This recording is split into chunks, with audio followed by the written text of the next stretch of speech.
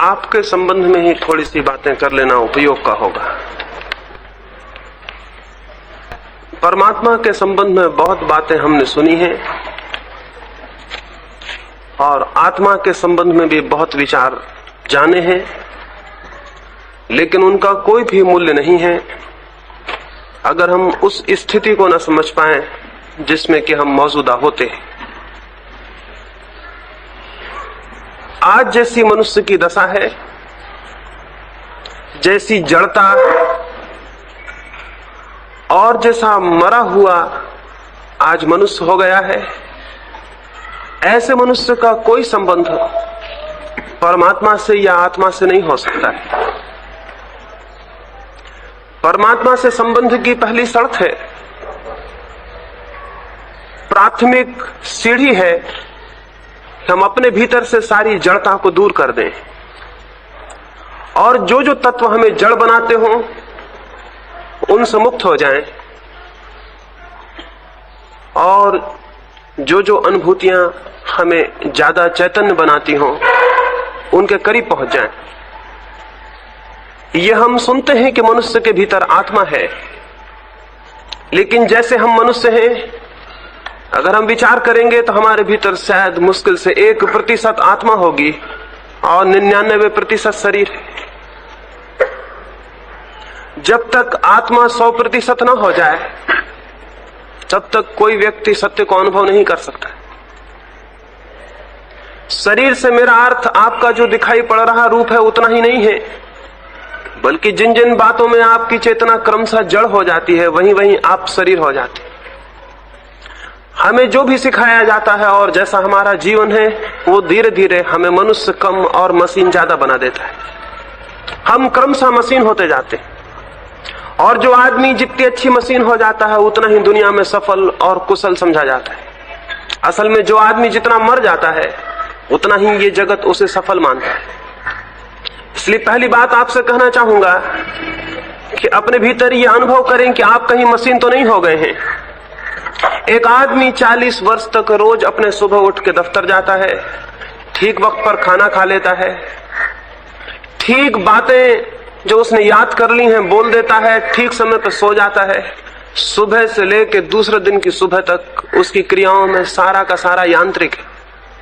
धीरे धीरे वो आदमी जड़ हो जाता है, उसके भीतर चैतन्य का सारा आविर्भाव बंद हो जाता है। और जो आदमी इस जड़ता को जितनी तीव्रता से पकड़ लेता है, हम कहते हैं वो आदमी उतना कुशल है, उसकी उतनी ज्यादा योग्यता है।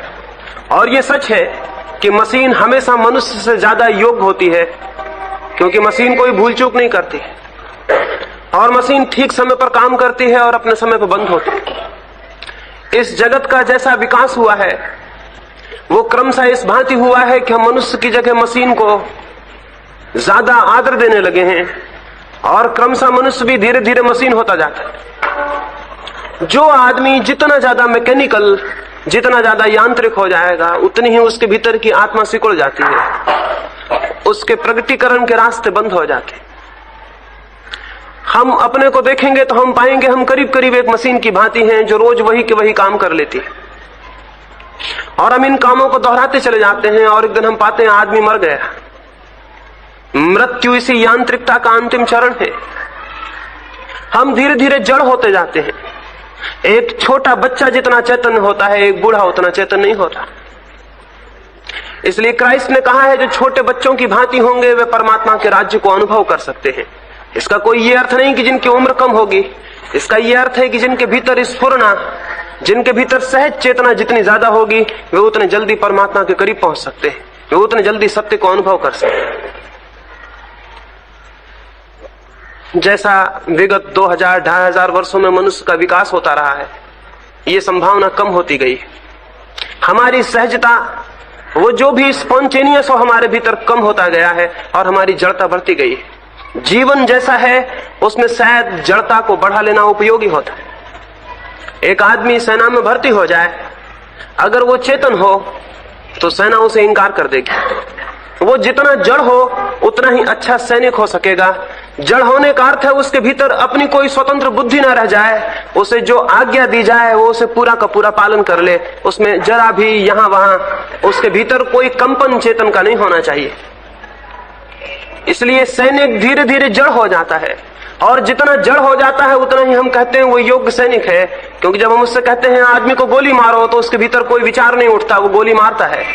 और जब हम कहते हैं बाएं घूम जाओ तो बाएं घूम जाता, उसके भीतर कोई विचार नहीं उठता। डिसिप्लिन पूरी हो गई और आदमी मर गया, आज्ञा पूरी होने लगी और आदमी भीतर समाप्त हो गया। इसलिए दुनिया में जितने सैनिक बढ़ते जाएंगे उतना धर्म शून्य और क्षीण होता जाएगा, क्योंकि वे सब के सब इतने अनुशासित होंगे कि उनके भीतर चेतना का कोई प्रवाह नहीं हो सकता। इसलिए मैं सेनाओं के विरोध में हूं, इसलिए कि नहीं कि वे हिंसा करती हैं, बल्कि इसलिए कि इसके पहले कि कोई आदमी हिंसा में समर्थ हो सके वो जड़ हो जाता है। और दुनिया में जितनी सेनाएं बढ़ती जाएंगी उतने लोग जड़ होते जाएंगे। और अब तो सारी दुनिया करीब करीब एक सैनिक कैंप में परिणित होती जा रही है। अब तो हम अपने बच्चों को भी कॉलेजों में, स्कूलों में सेना की शिक्षा देंगे, और हमें याद नहीं है कि हम जिस आदमी को भी सेना की शिक्षा दे रहे हैं, हम उसे इस बात की शिक्षा दे रहे हैं कि उसके भीतर चेतना क्षीण हो जाए, वो एक मशीन हो जाए, उससे जो कहा जाए वही वो करे, उसके भीतर अपनी कोई स्वतंत्र विचार न रह जाए। अगर ये दुनिया में हुआ तो दुनिया में धर्म विलीन हो जाए। आप सोचते हो कि नास्तिक दुनिया में धर्म को विलीन कर रहे हैं तो आप गलती में हैं। दुनिया में धर्म उन बातों से विलीन हो रहा है जिन जिन बातों से हम जड़ होते जाते हैं, जिन जिन बातों से हमारी चेतना क्षीण होती जाती है। हम जितने ज्यादा अनुशासित हो जाएंगे, जितने ज्यादा डिसिप्लिन्ड हो जाएंगे, जितनी ज्यादा हम आज्ञाओं के अनुकूल चलने लगेंगे, उतनी ही ज्यादा हमारे भीतर मृत्यु की घटना घट जाएगी। विलियम जेम्स ने एक उल्लेख किया है, उसने लिखा है एक आदमी सेना से संघातक चोट लगने के कारण मुक्त हो गया।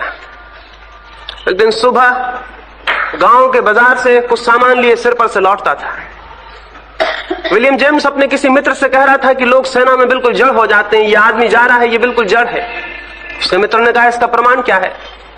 विलियम जेम्स ने कहा तुम जोर से कहो अटेंशन, और वो अपने सामान को छोड़ देगा और अटेंशन खड़ा हो जाए। उसने कहा ये तो मुझे संभव नहीं मालूम होता, लेकिन ये प्रयोग किया गया। जोर से उस होटल में बैठे हुए उसके मित्र ने चिल्ला के कहा अटेंशन, वो आदमी अपने सिर पर सामान रखा था, उसके हाथ छूट गए। उसे सेना से मुक्त हुए 2 साल हो गए थे, तो सामान गिर गया, वो अटेंशन खड़ा हो गया। तब उसे ख्याल आया कि मैंने ये क्या किया। जेम्स ने कहा यह आदमी जड़ हो गया है, इसके भीतर अब कुछ भी नहीं है जो चेतन हो, जो विचार करता हो, जिसमें बोध हो। सेनाएं दुनिया को जड़ बनाए दे रही हैं। जितनी ज्यादा टेक्नोलॉजिकल, जितनी ज्यादा यांत्रिक व्यवस्था विकसित हो रही है, यंत्रों के साथ प्रतियोगिता करने के लिए मनुष्य को भी यंत्र हो जाना पड़ेगा। उसे भी ऐसी आदतें बनानी नहीं होगी जहां कि उसे सोचने का कम से कम मौका रह जाए। जो आदमी जितना ज्यादा सोचता है उतना ही असफल हो जाएगा। जो आदमी बिल्कुल नहीं सोचता और चले जाता है वह हमें दुनिया में सफल दिखाई पड़ेगा। दुकानें और दफ्तर और हमारे काम और हमारी मशीनें और औद्योगिक विकास मनुष्य को धीरे धीरे जड़ किए दे रहा है। अगर आपके मन में कोई भी धार्मिक होने की उत्सुकता है तो इस जड़ता के बाहर जाना एकदम जरूरी है। जो इस भांति जड़ हो जाएगा उसके भीतर चेतना की लौ बुझ जाएगी।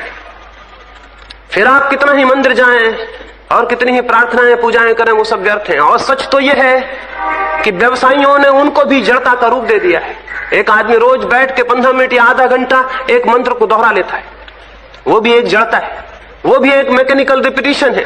वो रोज रोज वैसा ही दोहराता रहेगा, पूरे जीवन दोहराता रहेगा। जिस दिन नहीं दोहराएगा उस दिन उसको जरा अड़चन लगेगी, वो कहेगा आज जरा तकलीफ मालूम होती है, आज मैंने सुबह अपना मंत्र नहीं पढ़ा, आज सुबह मैंने गायत्री या नमोकार नहीं पढ़ा, आज मैंने सुबह की नमाज नहीं की है, तो मुझे कुछ बेचैनी मालूम होती है। ये बेचैनी कोई अच्छी बात नहीं है, ये इस बात की सूचना है कि तुम एक आदत के ऐसे जड़ीभूत हो गए हो कि उस आदत को छोड़ने की तुम्हारी हिम्मत नहीं। ये आदत, एक आदमी सिगरेट पीता है, शराब पीता है और नहीं उसे सिगरेट मिले नहीं शराब मिले तो जैसी बेचैनी होती है उससे भिन्न नहीं है। ये वैसी की वैसी आदत है।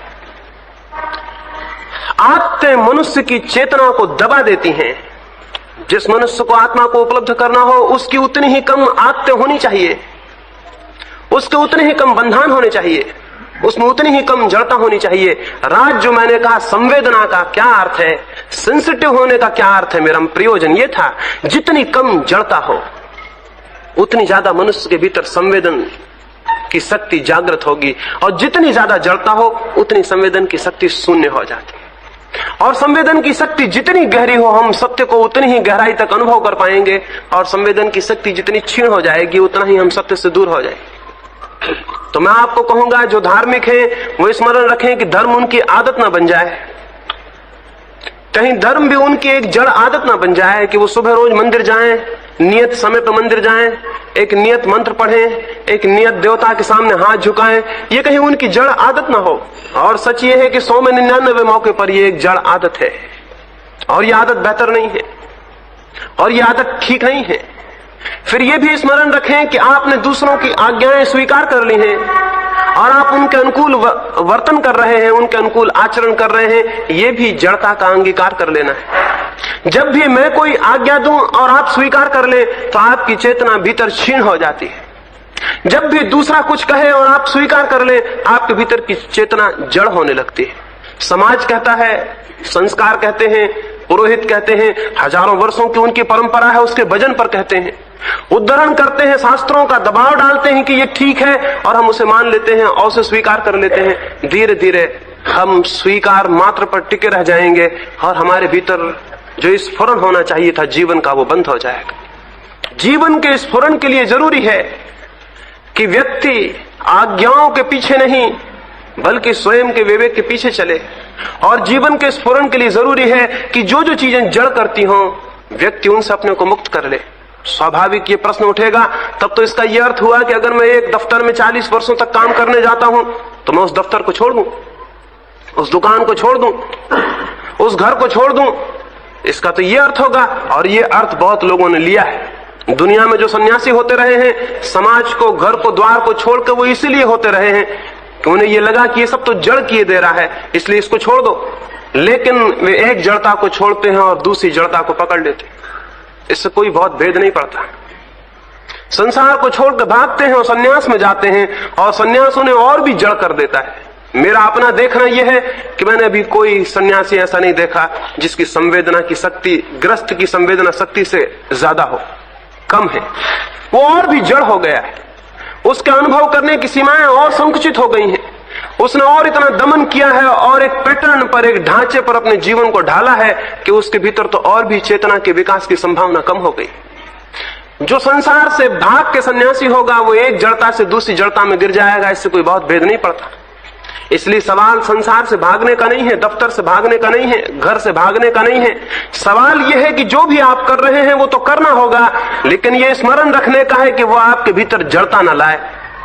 और यह हो सकता है आप जहां हैं वहीं रहते हुए यह हो सकता है कि आपके भीतर जड़ता पैदा न हो और आपके भीतर संवेदना की शक्ति तीव्र हो, चेतना की ज्योति जले। ये कैसे होगा? इसके होने के कुछ नियम हैं और वे नियम ही धर्म के मूल नियम हैं, वे नियम ही योग की मूल शर्तें हैं। सबसे पहला नियम तो यह है कि जिस व्यक्ति को सत्य को जानना हो वो पलायन की प्रवृत्ति छोड़ दे, एस्केप की प्रवृत्ति छोड़ दे कि यहां तकलीफ है इसलिए यहां से भाग जाऊं। इससे कोई बहुत भेद नहीं पड़ता। आप जहां जाएंगे वहां तकलीफ शुरू हो जाएगी, क्योंकि आप जैसे आदमी हैं वही का वही आदमी दूसरी जगह पहुंच जाएगा। मैंने सुना है एक गांव में सुबह ही सुबह सर्दी के दिन थे और गांव का परकोटा था। एक बूढ़ा आदमी गांव के बाहर बैठा।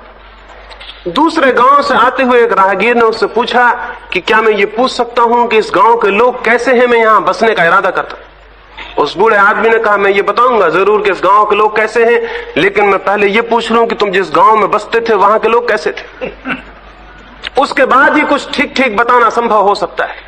वो आदमी हैरान हुआ, उसने कहा इससे क्या संबंध है कि उस गांव के लोग कैसे थे। उस बूढ़े ने कहा फिर भी मैं पूछ लूं, जीवन भर का अनुभव मेरा ये कहता है कि पहले मैं ये पूछ लूं कि उस गांव के लोग कैसे थे। उसने कहा उस गांव के लोगों का नाम भी मत लो, उन्हीं दुष्टों के कारण तो मुझे वो गांव छोड़ना पड़ा है। उस बूढ़े ने कहा फिर और कोई गांव खोजो, इस गांव के लोग बहुत बुरे हैं, बहुत दुष्ट हैं और यहां रहने से कोई सार नहीं होगा। और उस बूढ़े आदमी ने ठीक ही कहा। और उस आदमी के जाने के बाद ही एक दूसरा आदमी आया और उसने पूछा कि मैं इस गांव में बसना चाहता हूं, यहाँ के लोग कैसे हैं। उसने फिर वही कहा कि पहले मैं ये पूछ लूं कि उस गांव के लोग कैसे थे जहां से तुम आते हो। उस आदमी ने कहा उनका नाम ही मुझे आनंद से भर देता है, उतने बेहतर लोग मैंने कहीं देखे नहीं। वो बूढ़ा बोला आओ स्वागत है, बसो इस गांव में, तुम्हें उस गांव से ही बेहतर लोग मिल जाएंगे। हम जो हैं हम सदा अपने को अपने साथ ही ले जाते हैं। तो जो आदमी गृहस्थी में दुखी और पीड़ित और परेशान था वो सन्यासी होकर कभी आनंदित नहीं हो सकता, क्योंकि वो आदमी तो वही का वो है। कपड़े बदलने से क्या होगा, मकान बदलने से क्या होगा, जो आदमी दुकान पे परेशान और पीड़ित है वो मंदिर में जाके आनंद को उपलब्ध नहीं हो सकता, क्योंकि वो आदमी तो वही का वह दुकान थोड़ी परेशान कर रही है, मकान थोड़ी परेशान कर रहा है, मंदिर थोड़ी आनंद देगा। वह आदमी जैसा है अपने साथ ही ले जाएगा। ये बड़े आश्चर्य की बात है, अपने से भागना संभव नहीं होता। कोई आदमी अपने से नहीं भाग सकता। आप सारी दुनिया को छोड़कर भाग जाएं, लेकिन आप तो अपने साथ होंगे। और आप जैसे आदमी हैं, ठीक वैसी दुनिया जहां आप होंगे फिर आप पैदा कर लेंगे। इसलिए जब गृहस्थ भाग के सन्यासी हो जाते हैं तो वे नई गृहस्थियां बसाने लगते हैं, शिष्यों की शिष्याओं की नई दुनिया बसनी शुरू हो जाती है। जब वे घर को छोड़कर भाग जाते हैं तो आश्रम बसाने लगते हैं। इधर का राग छोड़ते हैं तो वहां नया राग पैदा कर लेते हैं। इधर एक तरफ से जो छोड़ के गए हैं नई शक्लों में, वही का वही फिर से खड़ा हो जाता है। और ये बिल्कुल स्वाभाविक है, इसमें कोई अस्वाभाविकता नहीं है, क्योंकि आदमी वे के वे हैं जो कि घर थे, जो कि दुकान में थे। इसलिए जब कोई आदमी दुकान को छोड़कर सन्यासी होता है तो धर्म की नई दुकानें शुरू कर देता है। और दुनिया में जो धर्म की दुकानें शुरू हुई हैं वो उन दुकानदारों के कारण हुई हैं जो कि दुकानदार थे और सन्यासी हो गए। उनकी बुद्धि, उनके सोचने के ढंग, उनके गणित और हिसाब वही के वो हैं। उनकी वृत्ति, उनकी पकड़, उनकी अप्रोच वही की वही है। वे वही के वो आदमी हैं। और इसलिए जितने ज्यादा दुकानदार सन्यासी होते जाते हैं उतना ज्यादा सन्यास दुकानदारी में परिणत होता जाता है। दुनिया पर सन्यासियों की जरूरत नहीं है। दुनिया में सन्यास की जरूरत है, सन्यासियों की कोई जरूरत नहीं है। मैं आपसे कहूं, दुनिया में सन्यास की जरूरत है, सन्यासियों की कोई जरूरत नहीं है। दुनिया में सन्यास जितना ज्यादा होगा दुनिया उतनी बेहतर होगी, और दुनिया में सन्यासी जितने ज्यादा होंगे दुनिया उतनी मुश्किल में पड़ती जाएगी। ये कल्पना करिए कि सारे लोग सन्यासी हो गए, इस दुनिया का क्या होगा? ये स्थिति कैसी बदतर हो जाएगी। लेकिन ये कल्पना करिए कि दुनिया में सन्यास बढ़ता जाता है तो ये दुनिया बहुत बेहतर हो जाएगी। तो मैं आपको नहीं कहता कि पलायन करें, लेकिन हमारी प्रवृत्ति हमेशा पलायन करने की होती है। जहां हमें तकलीफ दिखाई पड़ती है हम सोचते हैं इस स्थान को बदल दें, हम इस जगह को छोड़ दें। लेकिन हमेशा ख्याल रखें, स्थान कभी तकलीफ नहीं देता, आपकी भीतर की स्थिति तकलीफ देती है। इसलिए स्थान को बदलने को जो सोचता है वो पागल है, और जो स्थिति बदलने को सोचता है उसमें कोई समझ का अंकुरण शुरू हुआ। इसलिए मैं कहता हूं पलायन नहीं, परिवर्तन। भागे मत, जहां से हैं अपने को बदलें, और जहां आप हैं उससे बेहतर स्थिति आपको दुनिया में कहीं भी नहीं मिलेगी जब तक कि आप बेहतर आदमी ना हो जाएं। और जब आप बेहतर आदमी हो जाएंगे तो जहां आप हैं वहीं बेहतर स्थिति। एक विदेशी यात्री पूरब के मुल्कों में यात्रा को आया और उसने सोचा कि मैं देखूं और समझूं कि योग क्या है। उसने भारत के और तिब्बत के और जापान के और दूर दूर के पूर्वी मुल्कों के जाके आश्रम देखे। फिर वो बर्मा गया और वहां लोगों ने तारीफ की कि एक आश्रम यहां भी है, उसे भी देखो। उसने जो आश्रम भारत में देखे थे वो पहाड़ों पर थे, रम्य झीलों के किनारे थे, सुंदर उपवन थे, वहां थे। भारत में जो सन्यासी देखे थे वो घर छोड़े हुए लोग थे, नए नए वस्त्रों के लोग थे। उसने सोचा वैसा ही कोई रम्य स्थल होगा। वो 3 सप्ताह का निर्णय करके बर्मा के उस आश्रम के लिए गया। लेकिन जब जिस गाड़ी से वो गया और जब उसे पहुंचाया गया आश्रम के सामने तो दंग रह गया। वो तो एक बाजार था जहां आश्रम था, और रंगून का सबसे रद्दी बाजार था, और वहां तो बड़ी भीड़ भाड़ थी, बड़ा शोरगुल था। और वहीं वो एक छोटी सी तख्ती लगी थी और उसके अंदर एक गंदे रास्ते के अंदर जाके एक आश्रम था। आश्रम बड़ा था, 500 भिक्षु वहां थे, लेकिन कोई 100-150 कुत्ते वहां घूम रहे थे और लड़ रहे थे। और बड़ा परेशान हुआ कि कैसा आश्रम है, और सांझ का वक्त था और सैकड़ों हजारों कौवे इकट्ठे हो रहे थे झाड़ों पर। इतना शोरगुल वहां मचा हुआ था। उसने सोचा ये आश्रम है या बाजार है, और यहां रहने से क्या फायदा होगा। लेकिन आ गया था और अब रात भर रुकना ही पड़ेगा, सुबह के पहले वापस लौटने के लिए कोई गाड़ी भी नहीं थी। तो उसने जाके प्रधान से मिलना चाहा। प्रधान से उसने कहा कि मैं तो हैरान हो गया, मैं तो सोचता था आश्रम किसी पहाड़ के किनारे, किसी झील के पास, किसी सुंदर जगह में होगा, ये तो गंदा बाजार है। और यहां ये इतने कुत्ते किस लिए हैं और ये कौवे सब इसलिए कहां इकट्ठे कर लिए हैं। उस साधु ने कहा ये कुत्ते जो हैं ये हमारे पाले हुए हैं, और कौवे जो हैं हमारे आमंत्रित हैं। इन्हें हम रोज चावल देते हैं इसलिए आते हैं, और कुत्ते तो हमने पाले हुए हैं।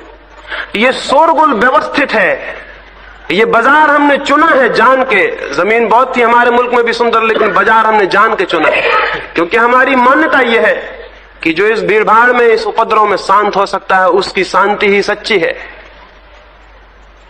और जो पहाड़ के पास जाके बैठ के शांत हो जाता है, उस शांति में उसके पास कोई शांति नहीं, वो सारी शांति पहाड़ की है।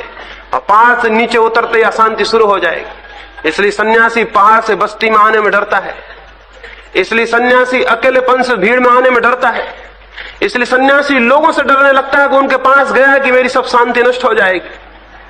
अगर आप किसी सन्यासी से कहें दुकान पर बैठो, वो घबराएगा, वो कहेगा मेरी सब शांति नष्ट हो जाएगी। अगर आप किसी सन्यासी से कहें नौकरी करो, वो कहेगा मैं घबराऊंगा, मेरा परमात्मा छूट जाएगा। जो परमात्मा नौकरी करने से छूट जाता हो और जो परमात्मा दुकान पर बैठ जाने से अलग हट जाता हो, ऐसे परमात्मा की कोई कीमत नहीं है, ऐसे परमात्मा का कोई मूल्य नहीं है।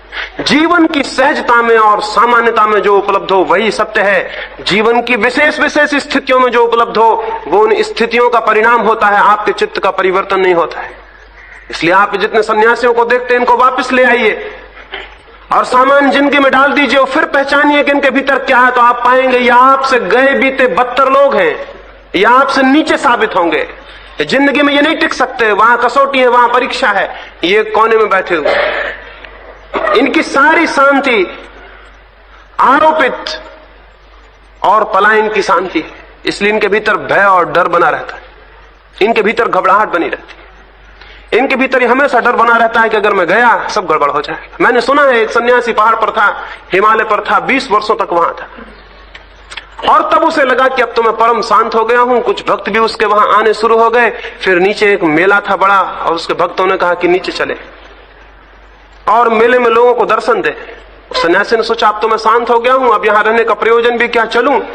और वो पहाड़ से उतर के नीचे आया और जब वो उस मेले में गया तो वहां तो उसे लोग जानते भी नहीं थे, भीड़ बहुत थी। एक आदमी का जूता उसके पैर पे पड़ गया। जैसे ही उसके पैर में पैर दबा, उसका सारा क्रोध जिसे वो सोचता था विलीन हो गया है 20 वर्ष पहले, वो वापस खड़ा हो गया। वो वही का वही आदमी था जो 20 वर्ष पहले पहाड़ पर गया। वो दंग रह गया कि क्रोध वापस खड़ा हो गया, अशांत फिर हो गया है मन। और उसने कहा कि आश्चर्य है, पहाड़ जो 20 वर्षों में न बता सके, वो आदमी के संपर्क ने एक क्षण में बता दिया। मैं आपको कहूंगा, पलायन से कोई आदमी धार्मिक नहीं होता है, परिवर्तन से आदमी धार्मिक होता है। इसलिए पलायन की प्रवृत्ति को छोड़ दें, स्थानों से भागे नहीं, अपने को बदलें और देखें कि आपकी बदलाहट के साथ स्थान बदल जाते हैं। लोगों से भागे नहीं, अपने को बदलें और आप पाएंगे कि आपकी बदलाहट के साथ लोग बदल जाते हैं। जो पति पत्नी को छोड़ के भाग रहा है वो गलती में है, अपने को बदले और पाएगा कि पत्नी विलीन हो गई। अपने को परिवर्तित करे और पाएगा कि जिस पत्नी से भागने का ख्याल था वो विलीन हो गई है, वो अब कहीं भी नहीं है। जीवन आत्म परिवर्तन से उपलब्ध होता है, स्थानों के बदलने से नहीं। लेकिन हमारी जड़ता हमें कहती स्थान बदल ले।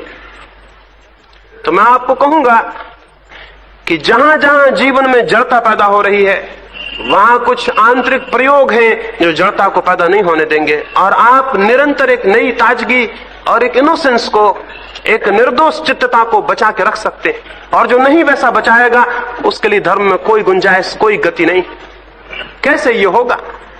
किस भांति मनुष्य के भीतर कुछ चीज डेड हो जाती है, मर जाती है, चेतना कैसे जड़ हो जाती है? चेतना जड़ हो जाती है क्योंकि अतीत का भार हम पर भारी हो जाता है। हम ऐसे लोग हैं जो निरंतर पीछे से दबे रहते हैं। आप हैरान होंगे, अगर आप 40 साल जी लिए हैं या 50 साल, तो 50 साल का कचरा और भार और धूल आपके चित्त पे इकट्ठी हो गई। मकान तो आप रोज साफ कर लेते हैं, लेकिन चित्त को रोज साफ नहीं करते। मकान से कचरा अगर कोई 50 साल तक न फेंके तो उस मकान की क्या गति होगी? वो आपके चित्त की हो गई है।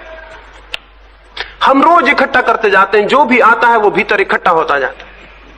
उसके भार के नीचे चेतना की लौ दब जाती है, मध्यम हो जाती है, फिर वो भारी भार रह जाता है और चेतना विलीन हो जाती है। वही व्यक्ति चेतना की लौ को सजग रख सकता है जो रोज सांझ को जो भी इकट्ठा हुआ है उसे फेंक दे, खाली हो जाए, बीते कल से खाली हो जाए, और जब सुबह उठे तो नए दिन में उठे, नई सुबह और नया सूरज और नए लोग, और भूल जाए कि कल भी कुछ था। और वो जो भी प्रतिक्रियाएं करे, जो भी कर्म करे, वे कल से प्रभावित ना हो, बिल्कुल सहज स्फूर्त हो, आज से ही प्रभावित हो। अगर कल एक आदमी आपको गाली दे गया है और आज सुबह आपको मिलता है, तो आप उस आदमी को थोड़ी देखते हैं जो अभी मिल रहा है। वो आदमी कल वाला जिसने गाली दी थी बीच में आ जाता है, और ये जो आदमी सामने खड़ा है ये दिखाई नहीं पड़ता, वो आदमी दिखाई पड़ता जिसने गाली दी थी। वो आदमी मर चुका, उसे हटा दें बीच से, और इस आदमी को देखें जो सामने खड़ा है। हो सकता है वो पश्चाताप करके आया हो सकता है वो रात भर में बदल के आया हो सकता है वो दुखी होके आया हो, लेकिन आपके बीच में वो आदमी खड़ा हो जाएगा जिसने गाली दी थी। वो मृत छाया बीच में आ जाएगी, और इस आदमी से आप जो भी व्यवहार करेंगे वो इस आदमी से नहीं कर रहे हैं, उस आदमी से कर रहे हैं जो कल आपको दिखाई पड़ा था।